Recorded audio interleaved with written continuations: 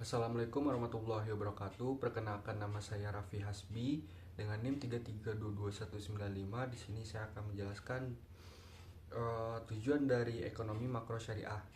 Sedikit definisi dari ekonomi makro syariah. Ekonomi makro syariah adalah cabang ilmu ekonomi yang mengkaji kebijakan dan aktivitas ekonomi pada tingkat nasional atau global, yang berlandaskan dengan prinsip-prinsip syariah Islam. Ekonomi syariah makro syariah ini juga menekankan pada keadilan, keseimbangan, dan kemaslahatan umum, serta menolak praktik-praktik yang bertentangan dengan syariah seperti riba, gharar, dan juga maisir. Tujuan dari ekonomi makro syariah yang pertama yaitu tingkat kesempatan kerja yang tinggi. Tingkat kesempatan kerja yang tinggi dalam ekonomi makro syariah bertujuan untuk memastikan setiap individu memiliki kesempatan memperoleh pendapatan yang layak guna memenuhi kebutuhan dasar mereka. Hal tersebut bagian dari tujuan maslahah atau kesejahteraan umum yang bertujuan menjaga keseimbangan antara kebutuhan individu dan masyarakat. Selanjutnya yaitu tujuan yang kedua, kapasitas produksi nasional yang tinggi. Peningkatan kapasitas produksi nasional diharapkan dapat memenuhi kebutuhan masyarakat secara adil dan merata. Hal tersebut sejalan dengan konsep maslahah atau kemaslahatan umum, di mana produksi yang tinggi mampu menciptakan kesejahteraan ekonomi dan sosial bagi seluruh lapisan masyarakat, bukan hanya untuk segelintir orang saja. Tujuan yang ketiga yaitu tingkat pendapatan nasional dan pertumbuhan ekonomi yang tinggi. Pertumbuhan ekonomi yang tinggi dalam ekonomi syariah bertujuan untuk meningkatkan kesejahteraan masyarakat secara menyeluruh, bukan hanya bagi segelintir orang. Pendapatan nasional yang tinggi diharapkan dapat terdistribusi dengan adil ke seluruh lapisan masyarakat, sesuai dengan prinsip keadilan distribusi dalam Islam. Prinsip ini juga didukung oleh mekanisme seperti zakat, infak, dan sedekah yang berfungsi sebagai instrumen untuk redistribusi kekayaan agar tidak terpusat hanya pada golongan tertentu. Dengan demikian, kesenjangan sosial dapat ditekan dan seluruh masyarakat dapat merasakan manfaat dari pertumbuhan ekonomi. Selanjutnya yaitu keadaan perekonomian yang stabil. Salah satu tujuan penting dari ekonomi makro syariah adalah terciptanya sistem keuangan dan moneter yang stabil. Sistem ini dicapai dengan menghilangkan unsur-unsur riba, spekulasi, dan maisir dalam transaksi keuangan.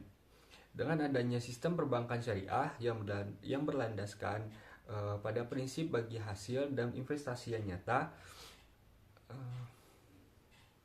stabilitas dapat tercapai tanpa perlu bergantung pada bunga atau spekulasi yang berpotensi pada penciptaan ketidakstabilan.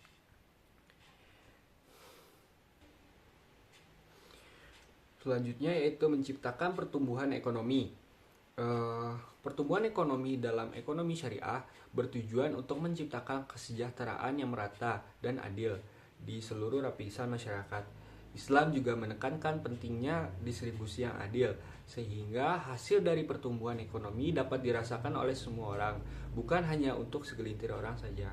Instrumen-instrumen seperti zakat, infak, sedekah, dan wakaf digunakan untuk memastikan bahwa kekayaan dan pendapatan didistribusi secara adil, terutama untuk membantu kelompok yang kurang mampu. Yaitu selanjutnya tujuan terakhir yaitu mengendalikan inflasi. Sistem ekonomi syariah bertujuan untuk menjaga stabilitas harga guna, menghindari inflasi yang berlebihan atau deflasi. Stabilitas harga yang sangat penting untuk memastikan daya beli masyarakat tetap terjaga, terutama bagi golongan yang berpendapatan rendah. Dalam ekonomi syariah, penggunaan mekanisme seperti larangan riba dan gharar berperan penting dalam menjaga kestabilan harga dan mencegah terjadinya fluktuasi ekonomi yang merugikan.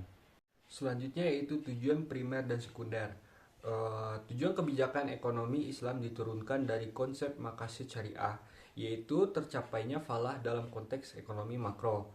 Dalam konteks ekonomi makro, tujuan ekonomi dapat dipilah menjadi tujuan primer dan juga tujuan sekunder. Tujuan primer dari ekonomi makro syariah yaitu yang pertama pengembangan dan pemeliharaan kerangka kelembagaan yang mendukung aktivitas ekonomi. Inti dari peran ini adalah mewujudkan dan melestarikan pasar yang adil, peran pemerintah atau ulil amri, dan masyarakat yang efektif dalam perekonomian. Selanjutnya yaitu memberikan pendidikan kepada warganya untuk bisa hidup dengan baik. Tanggung jawab pendidikan tersebut bukan hanya melalui pendidikan agama, namun juga berkaitan dengan pendidikan teknologi, seni dan juga budaya, ilmu alam dan sosial. Dalam konteks pendidikan ekonomi, diperlukan pendidikan bagi pelaku ekonomi, konsumen, produsen dan juga masyarakat agar berperilaku mengikuti prinsip ekonomi dan moralitas Islam. Tujuan sekundernya yaitu yang pertama mengurangi kesenjangan ekonomi antar daerah, bertujuan untuk menciptakan keadilan dan kesejahteraan yang merata bagi seluruh wilayah suatu negara. Prinsip utama dalam ekonomi syariah adalah keadilan sosial dan distribusi kekayaan yang adil, sehingga pengentasan kesenjangan ekonomi menjadi bagian penting dalam mencapai tujuan tersebut. Selanjutnya yaitu pengembangan infrastruktur ekonomi seperti sarana komunikasi dan juga transportasi. Selanjutnya di sini saya akan menjelaskan perbedaan antara ekonomi makro dan juga ekonomi mikro. Perbedaan antara ekonomi makro dan juga ekonomi mikro syariah terletak pada ruang lingkupnya dan fokus pada pengkajian ekonomi. Ekonomi makro ekonomi membahas perekonomian secara menyeluruh, maka ekonomi makro memusatkan perhatian pada kebijaksanaan ekonomi dengan variabel-variabel ekonomi yang secara menyeluruh yang akan mempengaruhi prestasi ekonomi tersebut. Sedangkan ekonomi makro membicarakan unit-unit individu seperti perusahaan dan rumah tangga. Bagaimana suatu rumah tangga mengalokasikan pendapatannya untuk membeli barang-barang dan jasa yang beraneka macam. Ekonomi mikro juga membicarakan penentuan tingkat produksi suatu perusahaan. Selanjutnya itu perbedaan terletak pada topik yang dibahas.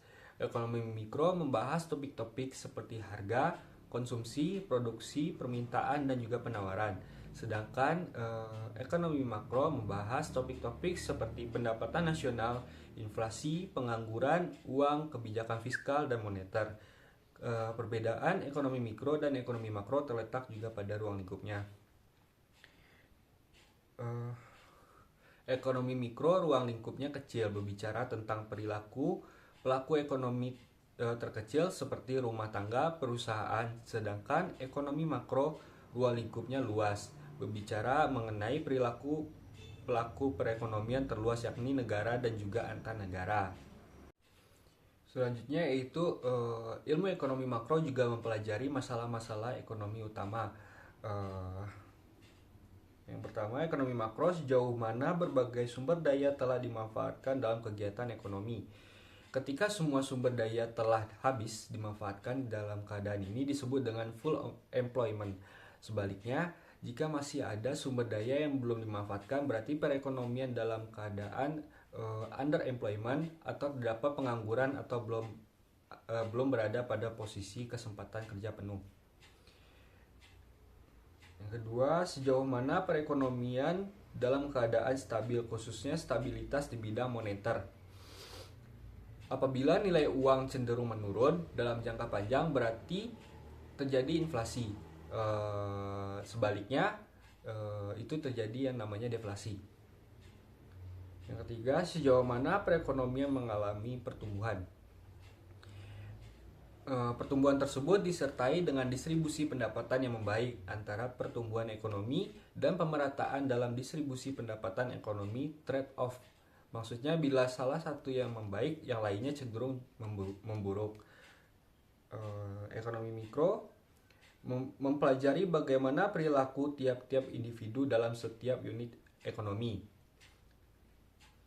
Dan yang kedua, ekonomi mikro juga menjelaskan how atau bagaimana dan why. mengapa sebuah pengambilan keputusan dalam setiap unit ekonomi. Sekian materi dari kami. Terima kasih. Assalamualaikum warahmatullahi wabarakatuh.